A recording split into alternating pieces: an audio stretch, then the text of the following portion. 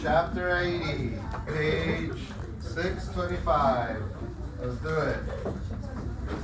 So, rheumatoid arthritis.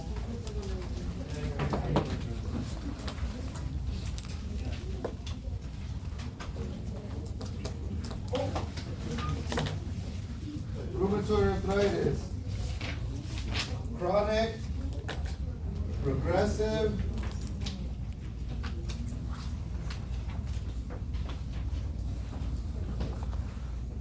inflammatory disease that can affect tissues and organs, but principally attacks the joints, producing an inflammatory synovitis. Remember, the synovial membrane is that space in between the joints, so this inflammation of that space.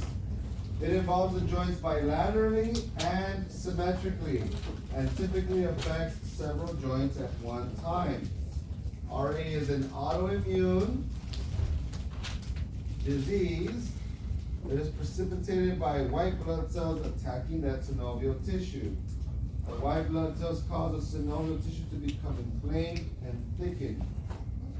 This can extend to the cartilage, bone, tendons, and ligaments that surround the joint.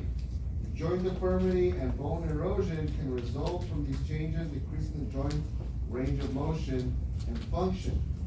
RA is also a systemic disease that can affect any connective tissues in the body. Common structures are blood vessels, furrows surrounding the lungs, and pericardium. Iritis and scleritis can also develop in the eyes.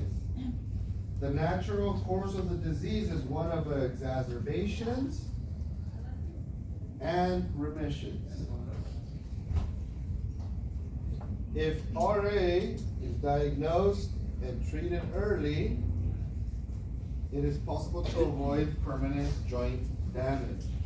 So in short, the key points here about this is chronic, progressive, autoimmune, and systemic. Meaning it can affect different parts of the body, not just the joints, although that is the common place that it affects.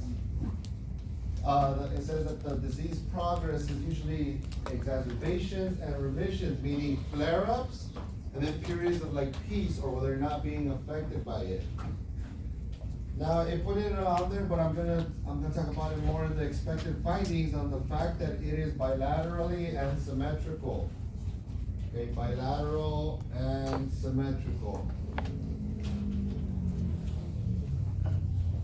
So this means that it affects both sides of the body, and the symmetry or symmetrical means it affects the same joint. So if, for example, I start having this inflammation on this knuckle of my ring finger, I'm gonna see it also on the same knuckle of the other one. You won't have this mixed thing happening bilaterally.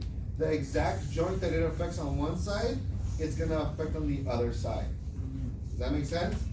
It always will mirror. No matter which joint is affected, it'll mirror on the other side. There's not an individual joint being affected. And that is one of the key defining characteristics between osteoarthritis and rheumatoid arthritis. Osteoarthritis, not autoimmune, it is degenerative. The joints is just wearing out. So in osteoarthritis, you could see, and you will always see, unilateral, most likely one side. Although both knees can be bad, it's not due to it being symmetrical. It's just the fact that you have bad knees. But it could just be one. Whereas rheumatoid is always two. It's always symmetrical and bilateral. Okay? Risk factors, being female, okay, age 30 to 50,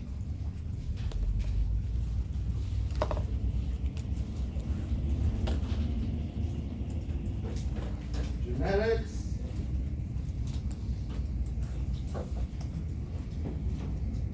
bacterial or viral infections,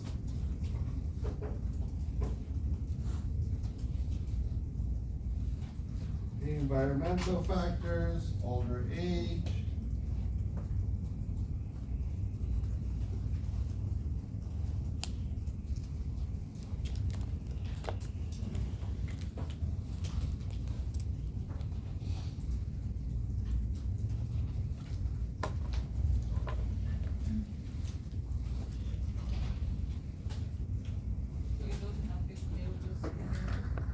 No, it can. It's just more common in females.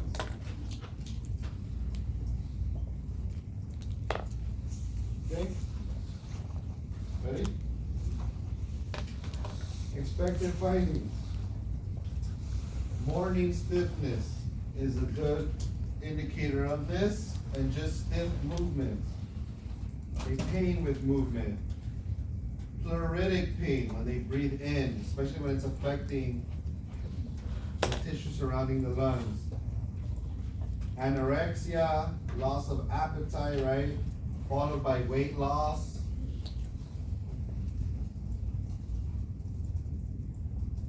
Joint pain, obviously, and loss of function. And then a joint deformity, joint swelling. These are late manifestations, okay? But you see joint swelling, warmth, redness.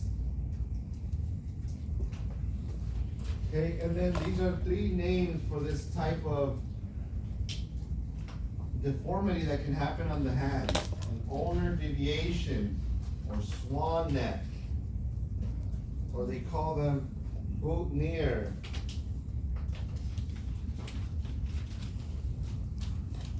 Deformities. Feel free to Google so you can see the picture. Okay, basically the joints become like swollen and it like deforms this bone, and then their fingers are just like this. Okay, like it'll shape up and then it swirls down, like the bone is becoming like deformed from the joint. Okay, do not confuse this with Heberden's nodes. What is Heberden's nodes? Osteoarthritis, and it's usually like this ball as well. That can happen on the joints. But Heberden's nodes differ from the boutonniere, with that swan neck deformity of how it starts, the thing begins to shape. And of course, there's just the name. Don't put Heberden's nodes or osteoarthritis. This is Heberden's. And then you have boutonnieres. This is for osteoarthritis.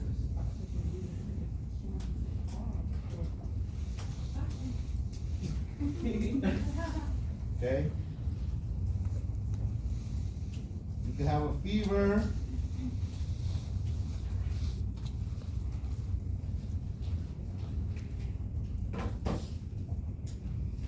Fever, fatigue, especially when they're about to have what?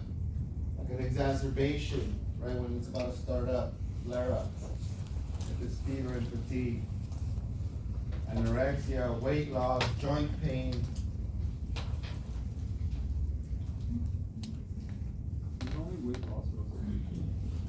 Weight loss. You generally tend to see it probably from their autoimmune process and when they're being treated as well, just because of how it's affecting, kind of like, imagine like being treated like with chemo, like, you know, they're suppressing them so much, develop anorexia, weight loss, like they just do not feel good.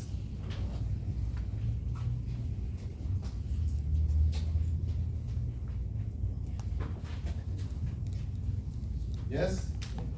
All right. So, 2 things. Look at the labs. You'll see that they have anti-CCP, rheumatoid, ESR, ANA. Now, we talked about ANA. Anti-nuclear antibodies is pretty big for autoimmune process. So you'll see ANA, anti-nuclear antibodies. This is usually for an autoimmune process. Now, for RA, more specifically, 1, you are going to see a rheumatoid factor. Positive for rheumatoid factor, and anti-CCP. These are antibodies. Okay, as long as you know that they will have anti-CCP. This is present usually in people who have rheumatoid arthritis. So those are the 3 that you're looking at.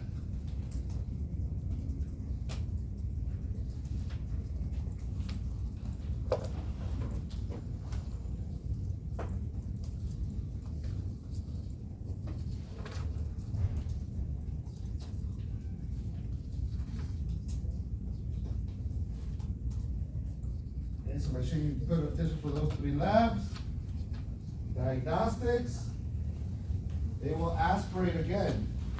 the joint.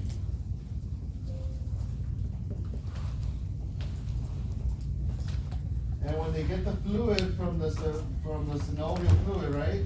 What will you see in the fluid? Fluid will have the rheumatoid factor and increased white blood cells. That's what's attacking the joint, not uric acid.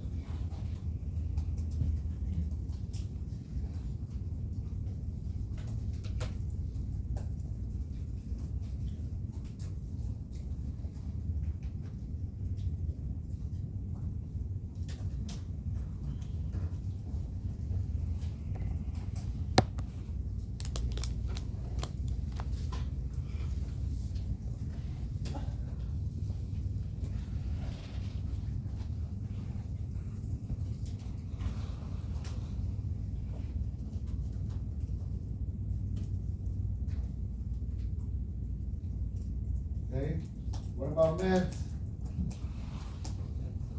NSAIDs, don't forget the information that we went over previously, as well as corticosteroids again. We understand this is decreased inflammation, what we monitor. We just went over this. You can copy over the same thing from gout.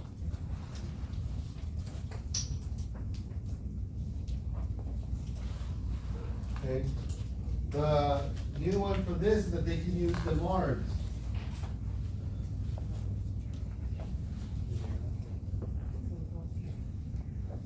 And one of the ones that I like you to focus on, or at least the patient education, is leflunomide. I'll write out for you. Leflunomide. Okay? Onto their labs. WBCs, platelets, and liver enzymes. This means it can affect your bone marrow and your liver. It's toxic to it. Contraindicated for pregnancy.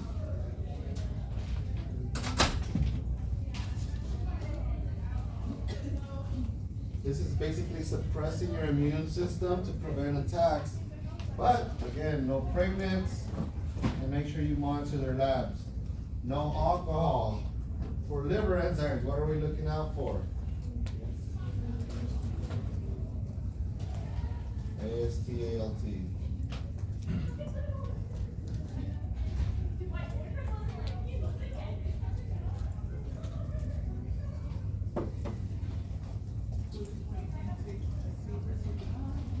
Yes. For the fever.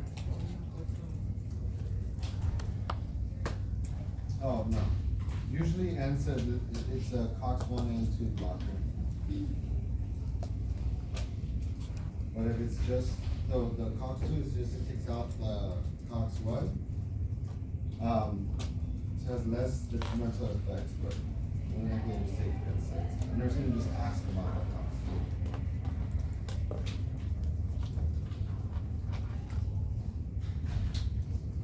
Okay, client education. Heat or cold to the affected area. Heat or cold. For morning stiffness, use a hot shower.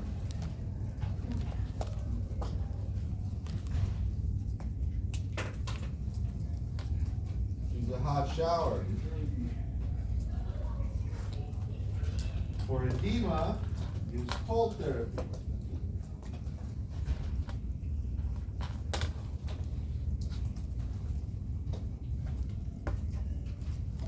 Make sure they conserve their energy. I've seen them ask that. Take frequent rest periods.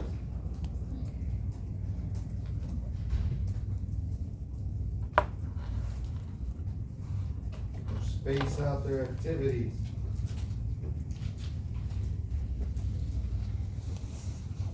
Okay? It doesn't really say it here, but for RA, you do not exercise the swollen joint. Don't push it.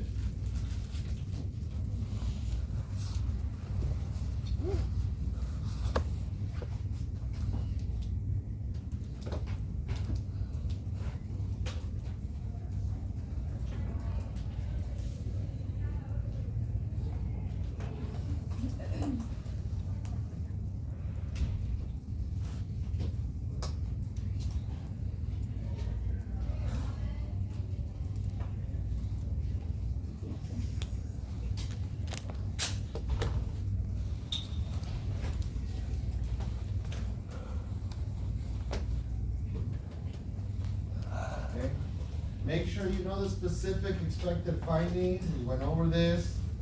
Okay, bilateral, symmetrical. We went over near deformities, anorexia, weight loss, fatigue. Either the NSAIDs and corticosteroids apply to this, but don't forget about the leflunomide, a heat cold therapy, and then their labs. We went over 3 of them: DNA, anti-CCP, rheumatoid factor. They're gonna draw fluid from the joint. Take a look at it. Yes. So that also means no range of motion exercises for them? They can try it lightly, but don't exercise it. Okay.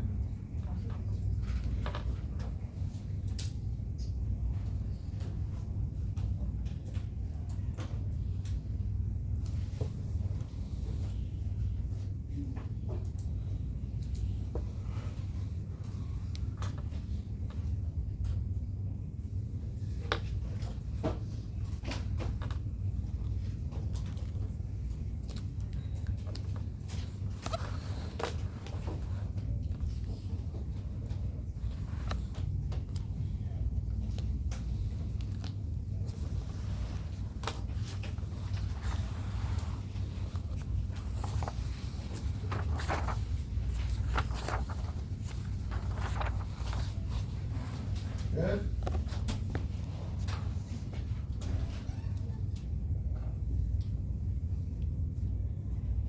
All right.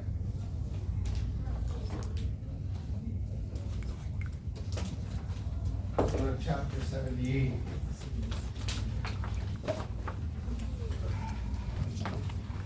HIV and AIDS.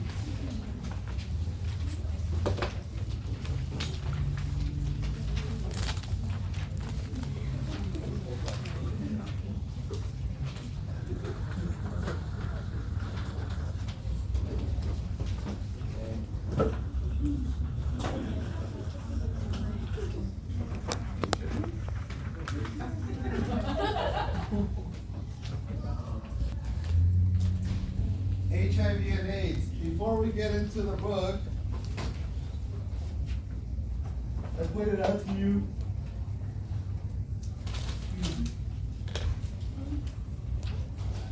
Point out to you, just kind of do a repro. So, HIV and AIDS has a. It has, you know, a lot of stigma. We kind of talked about this where it's, you know, just stigmas like this, right, like negative view and almost like stereotype, just negative information that's not necessarily true. So there's a lot of stigma. This is primarily due to, you know, just the outbreak of how it happened, and a lot of it is just very social and political, right?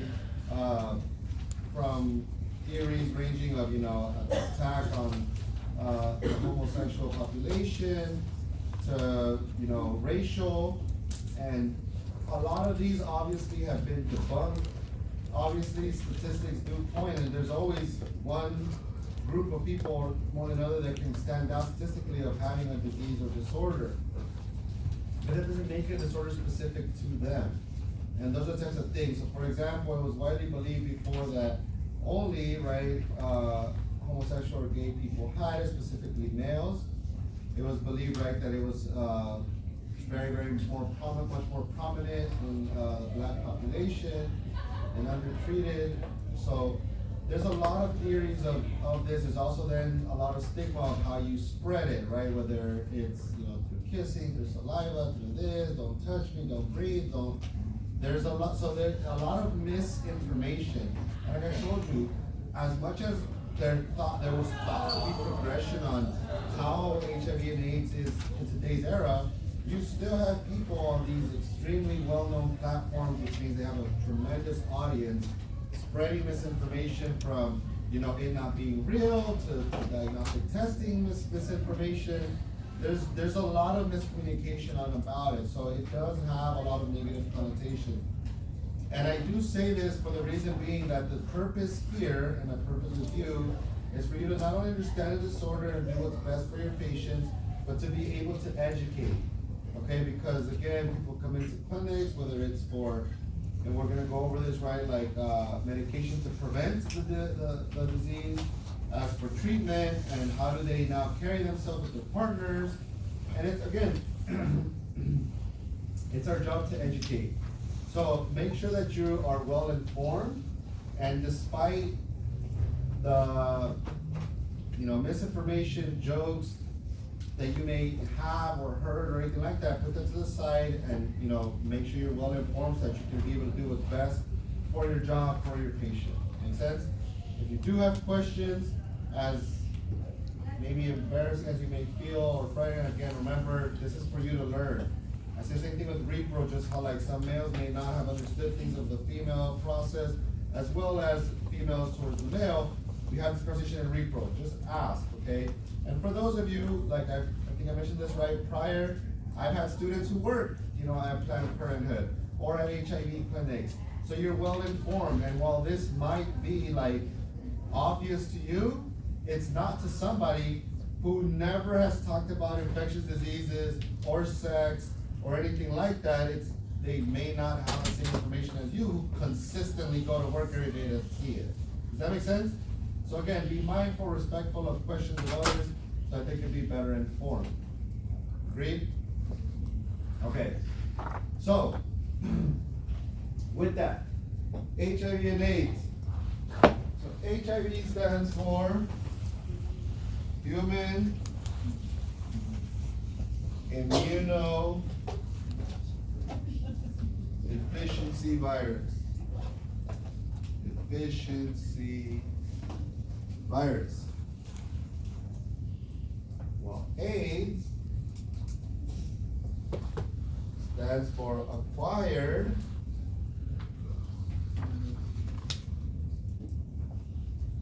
Immunodeficiency Syndrome.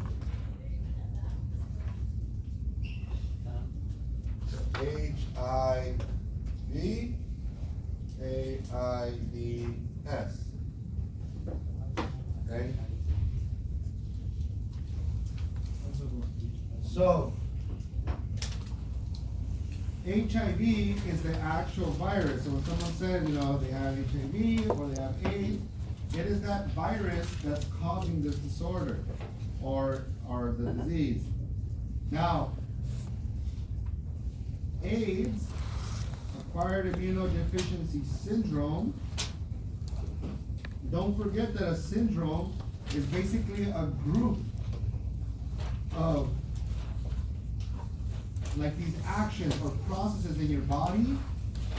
It's a group of them. So for example, so you have, right, serotonin syndrome, Reyes syndrome. Is while it's not a disease in its own, it's a group of experienced symptoms that let you know that that's the syndrome you're experiencing. It's a group of them. So you can have HIV just like you would have any other disease like the flu, varicella, right? Or any other bacteria or virus that infects you. However, as the disease progresses and it's untreated, and you reach a point where you're experiencing a low white blood cell with opportunistic infections, tremendous weight loss, all these other factors, if you have a group of them happening to you, you are deemed to then have AIDS, because it has progressed for you to acquire this syndrome, this group of manifestations due to having HIV. Does that make sense? So, you'll hear people say,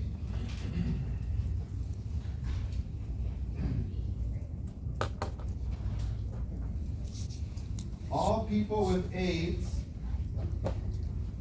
have HIV, but not everyone with HIV has AIDS. Because you can have HIV, but you can still be healthy enough that you don't have AIDS. But the only way that you're going to get AIDS is if you have HIV, because it'll progress to it. Does that make sense? Can't have one without the other.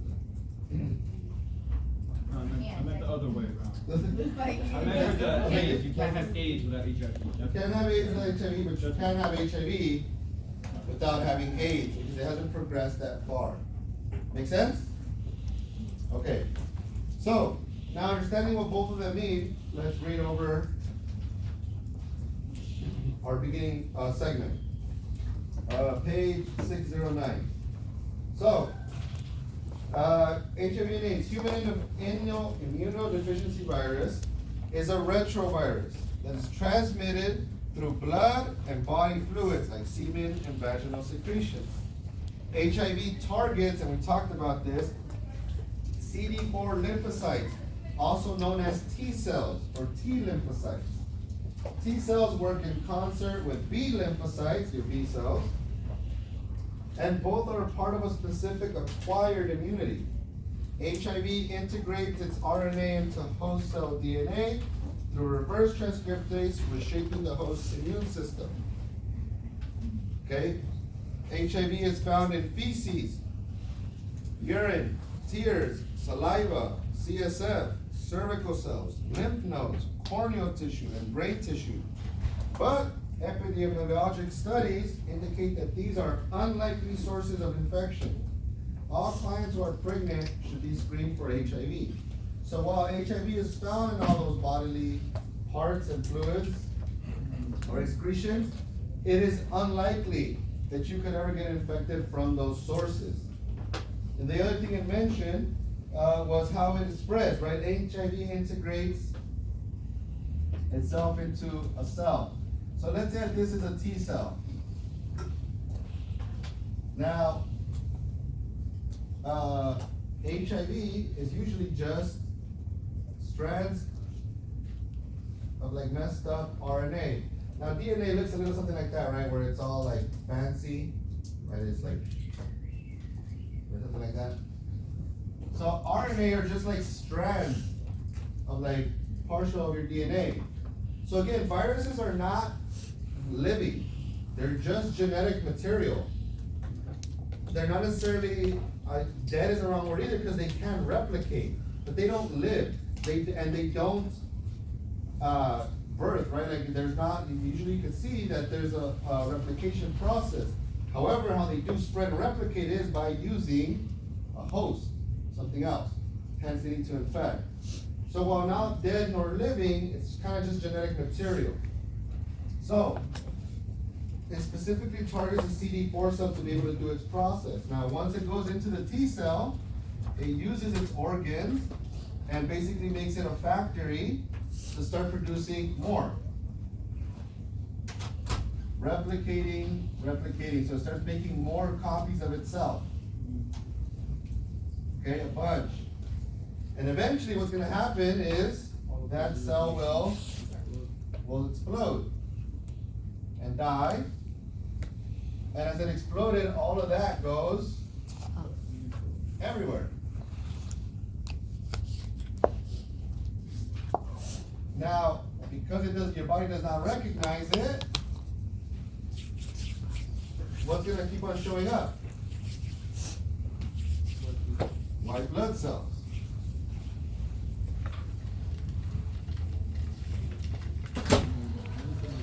And then the heat process. Now the T cells seeing the antigen will do what? Engulf it. They start to eat them, right? T cells will engulf. Yes. And so then, as they engulf them, now they start all over again. All in red. And so on and so on. And this eventually starts killing off all your T cells. Because the more copies you have, the faster this process happens. Make sense? And eventually you don't have any T cells. And without T cells, your immune system will drop. And hence, opportunistic infection takes over, most people die from infection. Okay, so now we understand how it spreads, unlikely source of infection, and then we have likely sources of infection.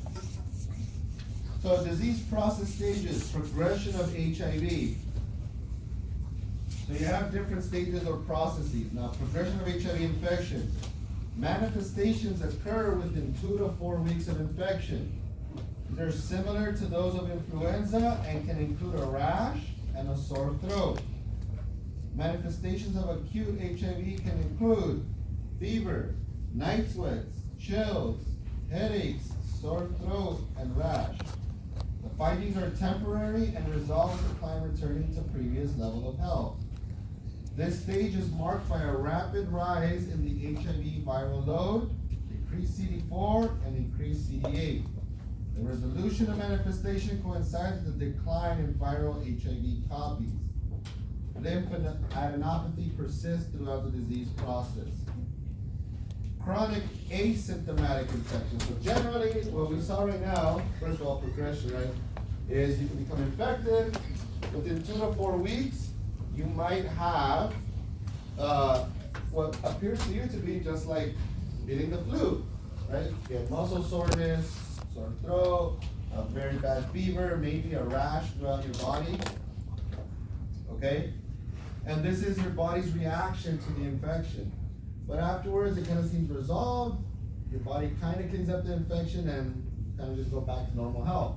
But the process will slowly resume.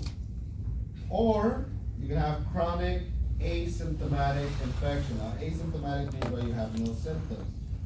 This stage can be prolonged and clinically silent. The client can remain asymptomatic for 10 years or more. Anti-HIV antibodies are produced, that means you are HIV positive. Over time, the virus begins active replication using the host's genetic machinery.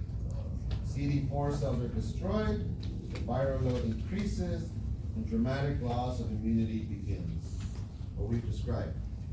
But they can go years without experiencing any sort of problem. Yes? Won't that med stuff is up now? But like if they catch it early enough, they just say, So, we'll go into medications right now. Okay, now AIDS. This stage is characterized by life-threatening, opportunistic infections. This is the end stage of HIV infection. Without treatment, death occurs within 5 years. All people with AIDS have HIV, but not all people who have HIV have AIDS. So, with that, HIV infection stages. You should know your stages. Okay, you have stage 1.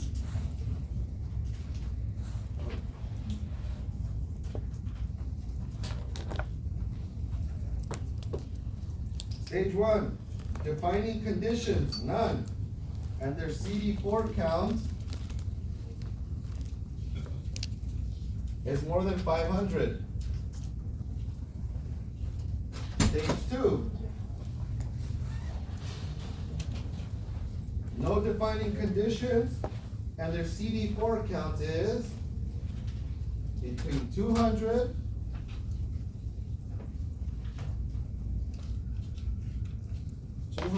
to 499. Stage 3, AIDS.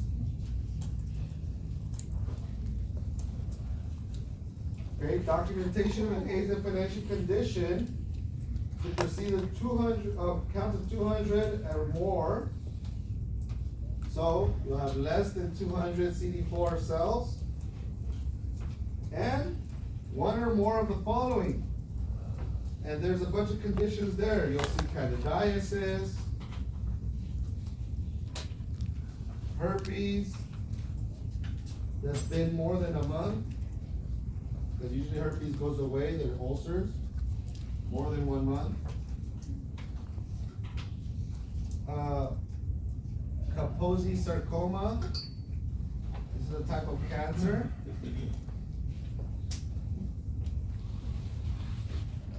Tuberculosis,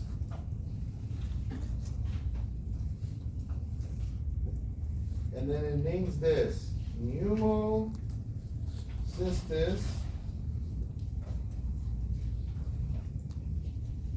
jirovecii pneumonia. And this can sometimes be abbreviated. Well, it'll just say P with a period, P. jirovecii pneumonia, or just jirovecii pneumonia. Okay, this is the organism that's causing the pneumonia. Pneumocystis jirovecii, but so it could just be P. jirovecii. Okay, recurrent pneumonia. Wasting syndrome, where you're just losing weight.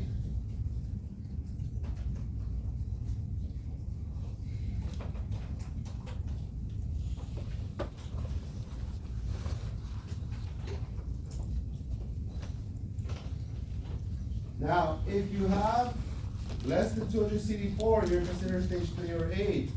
But it also says maybe you don't have less than 200, you can have slightly over, but if you develop any of these, that supersedes that. You're still going to be diagnosed with AIDS because opportunistic infections are able to take over as it is.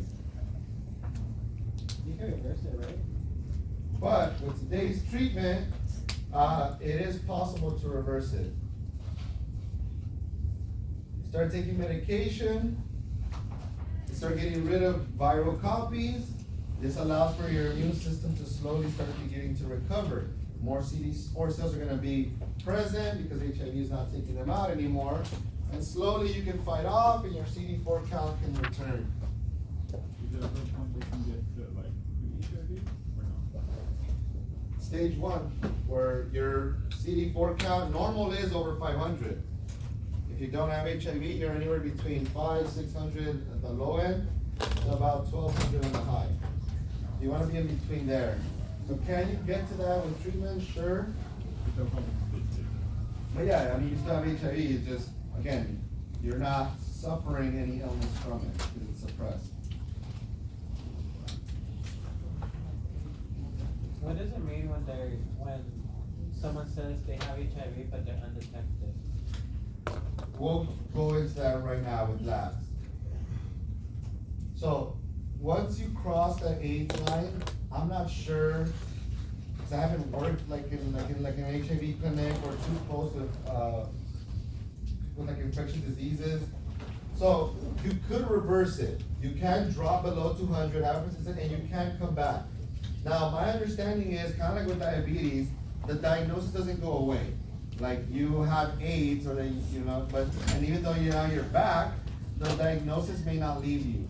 Like on your medical record, like you've had AIDS or you have. But it'll be known that your white blood cell count is now back to normal, or you don't have an opportunistic infection anymore. So, but I think the diagnosis doesn't leave you, the fact that you had it. But you can become healthy again. Assuming again you haven't gone too far down. Okay? Sir, I have a question. Yes. A little off topic. What is the diagnosis of depression and it's off? Like you said, it's something that won't be undiagnosed because you had it or you can always have it. What disease is like Well, so usually it's not that you keep the diagnosis, but it's not an ongoing one. That's why we have medical history. Right, like you have, for example, like you have a medical, like you'll see on there, you'll see that they have a myocardial infarction. Like you've had a myocardial infarction, like that still stands true. Your heart is damaged from the MI, so we don't ignore it. It's obviously not happening right now, but you've had it. Diabetes, you're obviously insulin resistant, or you have been. So this is something to always still consider. So that's why they don't leave. The diagnosis don't leave. But you can have, like, you can reverse diabetes. You know, depending on how far gone it is, you start exercising, you follow a good diet, you lose weight, you know, you can have less insulin resistance. And some people become asymptomatic. They don't take medication, they definitely don't take insulin, and they don't really suffer from it anymore. Like, there's nothing to really balance out. They just maintain that lifestyle. So you can see that. But they still have diabetes. It was diagnosed. They'll sometimes say asymptomatic or non-treated. And that implies like there's no need to. What about control? Because I've seen controlled diabetes, or control, that, they'll use the word, control diabetes. But control can usually apply to that they're maintaining within range, that they're doing well. Usually I see the word asymptomatic or non-treated or controlled, depending on how well they are. But again, the history stays there. Make sense? Anybody good? Okay, so we're on page 610, top left, at the top. Okay, health promotion and disease prevention.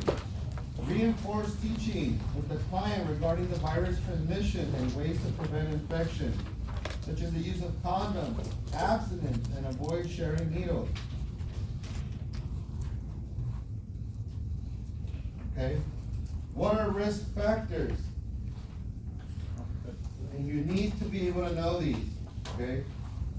Unprotected sex, vaginal, anal, or oral. Unprotected sex. Multiple sex partners.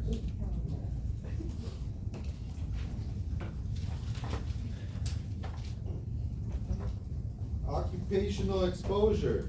This is the one that I mainly see people miss.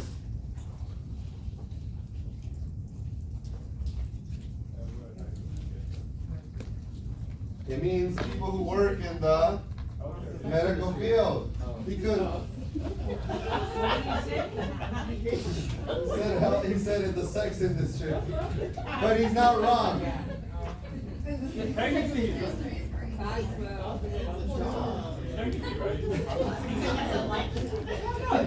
Alright. In all seriousness. In all seriousness, he's not wrong. There is a sex industry. It should be the formal way to address it. Most countries have legalized prostitution, and we have a negative view because we don't. Because of old politicians. Let's be real. But right, which is usually the people who are participating in it. Right. So, people who do work, either filming porn movies, right, or again, prostitution. So, let's get through it. But, as well as healthcare workers, things like needle sticks, if they have wounds, or anything like that, you are exposed to bodily fluids, to blood. Okay? Perinatal exposure. What does this mean? When they're giving birth. When they're born. So during childbirth, there's exposure to blood. Yes. I know that for them it's standard precautions, which means like gloves, but what if you wanna like gown up, if you're like cleaning a wound, for example? And that's the questions that are missed. So always read the question, and that's how they always get people with the HIV questions. I've seen the one where a common one before was you're gonna serve or like hand. It implies that you're serving them their tray, and it says, what kind of precaution do you use? And the answer is gloves. Standard. And then it talks about that they're gonna irrigate a wound, right? And now you use the gown and goggles because you are irrigating a wound. Now, the teaching here, while they use HIV as the question, I mean, you would still use the answer still stands true, by the way, should there not have an infection at all. You still put gowns and goggles when there is a risk of splash, just splash. It doesn't matter if they have an infection or not. If there's a risk of splash, you should be gowning up and putting on goggles. No gloves? Yeah. Well, cause you didn't take gloves. Gloves is, to me, Gloves is like automatic. yeah, it's so innate to me. Like, look, I used to work in a subacute when I first started off, okay? This is like 2018. COVID happened in 2020, right? 2021, 2020? Right? So, they're on ventilators and they cough all the time, okay? And it's like all mucusy and pluggy. We have to we have to suction them. We were cross-trained to subacute. People find it extremely weird when I go to subacute or people make some vent and that I like mess with the lines or suction. But prior to a few years ago, now they recently passed it. LVNs are not allowed to break the line anymore. That means like from the vent to the trach, you cannot disconnect at any point or do anything. It's supposed to only be the RT. Prior to that, it wasn't a problem, and a lot of the RTs helped train us or manage the vents. So it's a mix, okay? The point is these people coughed a lot. You know, like they're trach, they have a lot, and it's just, everything to me was respiratory. So no matter what, as soon as you into the room, right, you had the gloves, but we also had masks. So for me, it was customary. I always threw on a mask to begin with. Because the more than likely, whatever I was gonna do, they are going to cough. And it was nasty, and like, I'm a germaphobe as it is, so I didn't want to like go in without a mask. So everybody there, it was normal to wear a mask. Now the only difference was that today we put one on for like half the day, right? Like you might switch it out once or twice. But back then we would go through them like nothing, like every room, because it was infection control. If I put one on going into the room, when I came out, I had to take it off. And so every room had a new mask for me. Like as we were going in and out of rooms all day, we would get rid of them. Until COVID happened and the shortage, and then we would wear, you wear one mask or one N95 throughout your day.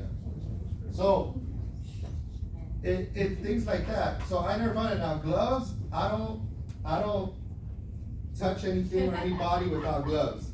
And some patients have like mentioned to me, and I found out my like good phrase to let them know why I do it. Because then somebody asked me for their phone, and he saw I started putting on gloves, and he's like, "Do you really need gloves to like hand me my phone?" And I let him know. I was like, "Oh, it's also more so a protection for you." I was like, I'm walking all around here. I don't want to have to like contaminate any of your objects and expose you. Well, realistically, I'm like, you're nasty, dog. I don't want to touch anything about you. Like shower once a week. So, hold on. Now, let me tell you some etiquette that I hope all of you can stay with. I don't care if I just saw you open the damn box and you just put on the first glove out of there. Do not touch me with your gloved hand, okay? That's nasty. Like, you don't even know where people have been or not been. Even if I saw you do it, it's just proper etiquette. Don't touch anybody or anything with gloves. Because what are we wearing a glove for? To not give it to Is that right? And then you're touching people with gloved hands. It's not right to like touch other people with gloved hands. Obviously, we're doing something together. We're doing this and that, we're gowned up. I get it. Like, I'm not saying like don't touch me at all, but like if I'll give you the example of what happened. She was about to catch an elbow. This CNA was like right outside. We're outside the damn like lights room, and she was like doing stuff and whatnot. Yeah. Yeah. And then she comes up and this and that, and she's like, "Oh, I don't know what's next." So something. I was like, "Oh my God." I was like, "You did not just touch my shoulder with your gloved hand." You told her that? Shirt off. No, so I brushed, I like backed up from where I backed her up. And I was like, and I told her, I was like, don't touch me with a gloved hand. She's like, "I just put it on." I said, "I know, but just no. Don't do that." And I was a student at the time, and I was just doing my RN for her. I was like, I just mentioned, I was like, I don't like being. She doesn't like being touched by women. I know. It's nasty. Don't do it. Okay. Another pet peeve of mine, and this is just personal advice to you. Okay. When I see people be doing this with the damn curtain, like you guys swing it behind y'all, I don't let the curtains touch me, by the way. Oh, yeah. Because I can tell you, the most absolute dirty thing in that hospital is absolutely that curtain.